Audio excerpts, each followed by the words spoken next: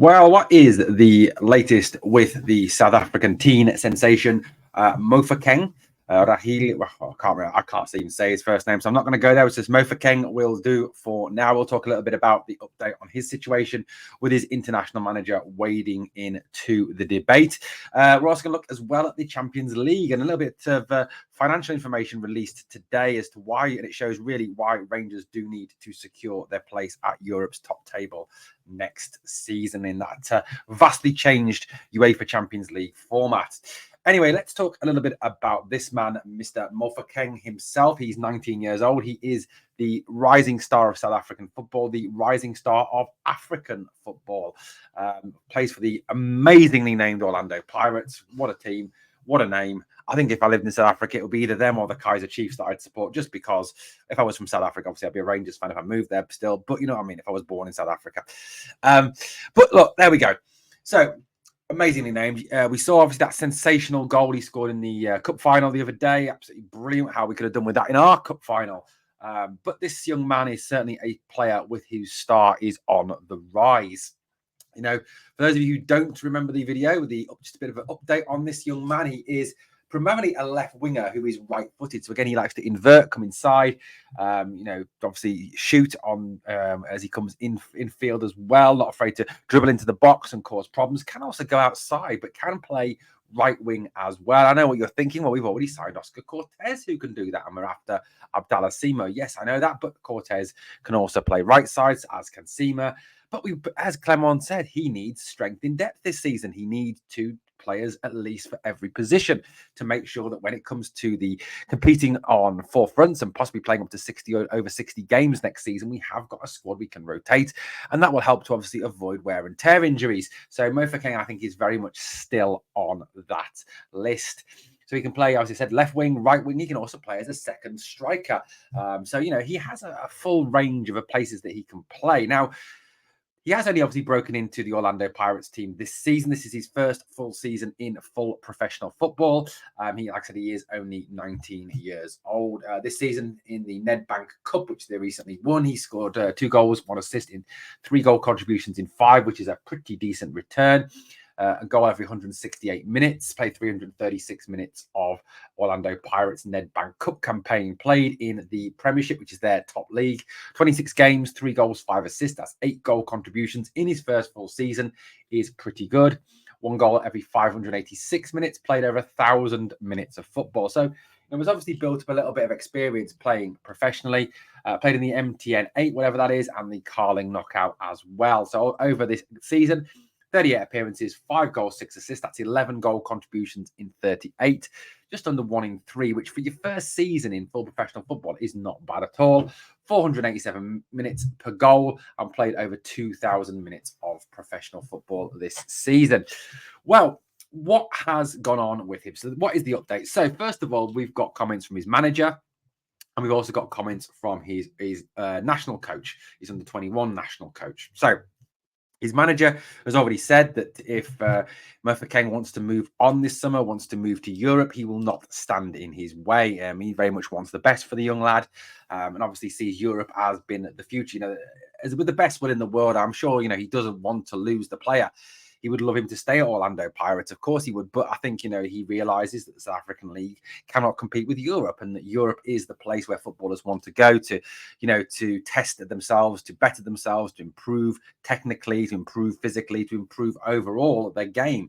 Now, I know, obviously, the Saudi League, Chinese League, etc. But, Saudi League in particular, obviously pays big money. But, Europe is still the place to go. The MLS, obviously, which is, as we know, is a retirement league.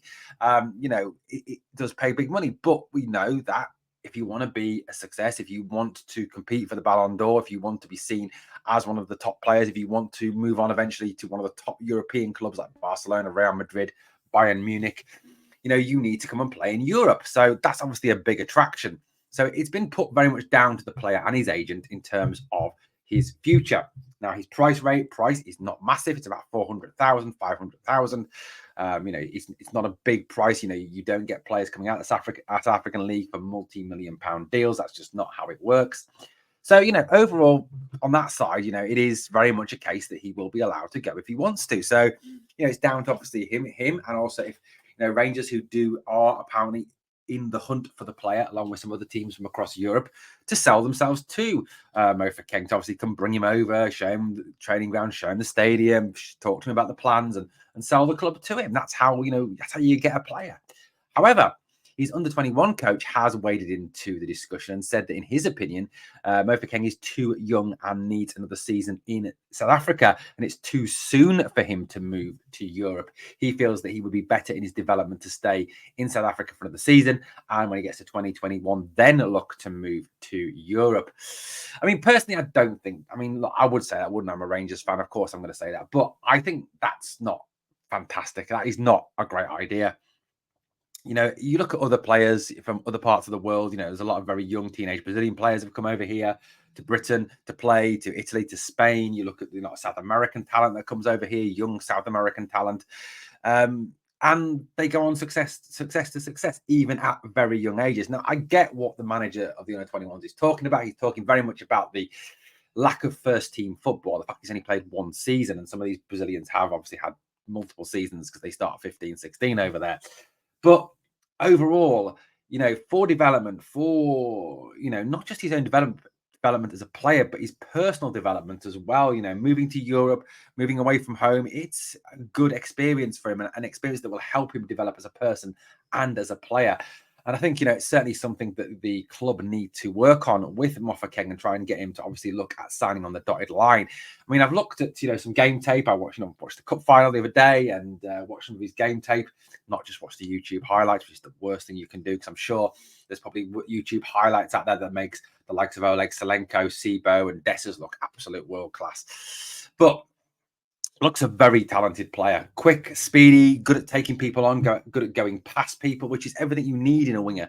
And I think it's everything we need as well. We need quick, speedy players who are going to cause that low blocker problem and are going to cause Celtic a problem. So Mofokeng, for me, hopefully is someone that Koppen is going to be working on over the coming weeks, months, to try and get him to Glasgow. Now, I know there is a drive from within the club, from what I've read and what I've heard, to get this done, these deals done for these players, not just Mofokeng, but others, before the Champions League qualifiers in August, to get these deals done and in place before pre-season, so the players are all there for pre-season and have a full pre-season with Philippe Clement, his coaching staff, the medical staff, and everyone at the club, so that they go into that first game fully fit, full tactical knowledge, full understanding of their job and what's asked of them, and are fully ready to go for that first game. So I know that is definitely in the intention of Niels Koppen and Philippe Clement.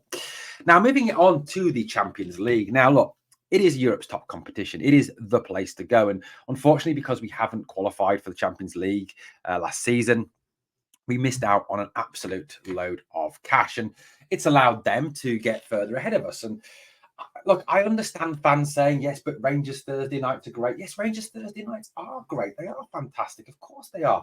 We all love a Rangers Thursday night. But the Europa League, in terms of money, is pish. It's rubbish. I mean, I think you get 15.4 million for winning the Europa League. I think you can make about 21 million max out of the Europa League, which is half what you can get from a group stage of the Champions League, or just over half of a Champions League group stage. So for me, it's a no-brainer. I know and I get the worry because of the last time we won the Champions League, it was embarrassing. It was absolutely embarrassing. I mean, obviously not as embarrassing as Celtic, who are humiliated on a weekly basis in the Champions League. Literally humiliated week in, week out. It's quite funny, really. And their pundits clutch at some of the most hilarious straws to make excuses for the defeats. But in terms of money and funding, this club needs to be in the Champions League. We cannot allow Celtic to get the whole pot of Scottish money. We cannot allow them to get further ahead of us. We cannot allow them to be earning double, triple what we'll get for playing in the Europa League. And I get, this whole, it's our level. Yes, but realistically, yes, we had that one great season. We got to the final. Are we going to win the Europa League? Probably not, given some of the strength of some of the teams that are now in the Europa League. Especially teams that come out of the English Premier League, for example, out of Italy, out of Germany. But the Champions League is where it's at. in terms of number one, attracting players, it is a huge selling point to players. We saw that last year with Danilo. You know, one of the reasons why he came was the opportunity to get into the Champions League. It is a massive selling point. Number two, the money you get in is massively useful for your club. And I understand, you know, fans don't want to talk about doing things just because it gets you money. I get that, but unfortunately, that is the world we live in. Now, realistically, we should be, yes, wholeheartedly competing on the domestic stage, going for the Scottish Cup, the League Cup, and obviously the league, and looking for domestic trebles. Get that. 100% agree with that. That has got to be our priority. You know, game in, game out, week in, week out, year in, year out.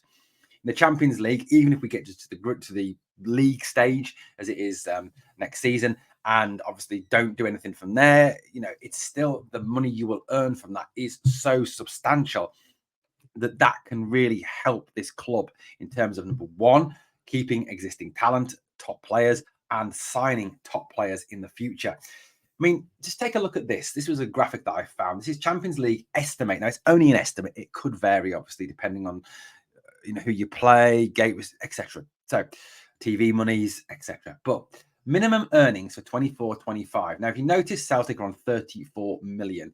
Rangers, if they qualified for the Champions League, due to their coefficient having a higher coefficient than Celtic, would earn 41 million pounds.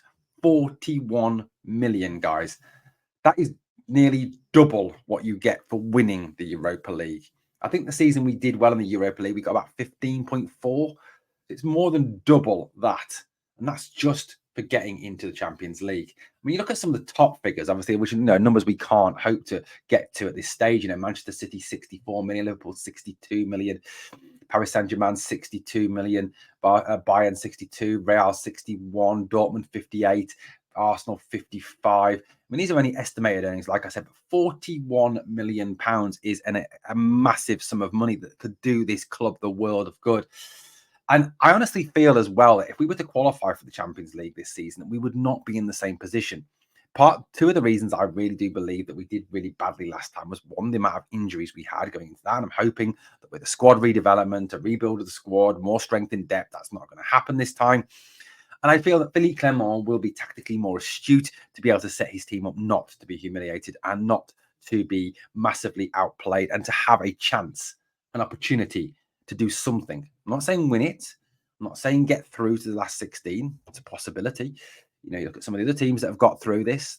There's every hope there. But, you know, have an opportunity. You look at some of his Champions League record. You know, he took Belgian teams like Genk and Bruges to San Siro and won against AC Milan, a European super club. He took a Genk team, I think it was, to the Estadio Bernabeu in Madrid and drew with Real Madrid, the superstars, the Galacticos of Madrid. So, you know, this is not an impossible dream. This is not an impossible end for this team. So, for me, the Champions League is absolutely essential next season. I don't want to be playing Europa League football. I want to be in the Champions League. I want us to be earning that money. You know, that's where we need to be. It's either Champions League or bust for me next season. Nothing else is good enough in terms of raising that extra funds, that extra capital. You add on to, obviously, you look at that. You know, you look at gate receipts, you look at merchandise sales, you look at, you know, other alternative income streams that will come from being in the Champions League. It is huge, absolutely massive. So, you know, given that figure of 41 million, it is an absolute necessary for me to qualify for the Champions League. Well, guys, thank you for watching. As always, please obviously smash the sub and help the channel to keep on growing. And two things I always ask of you on the way out. Number one, smash that like. And number two, remember always, we are the people.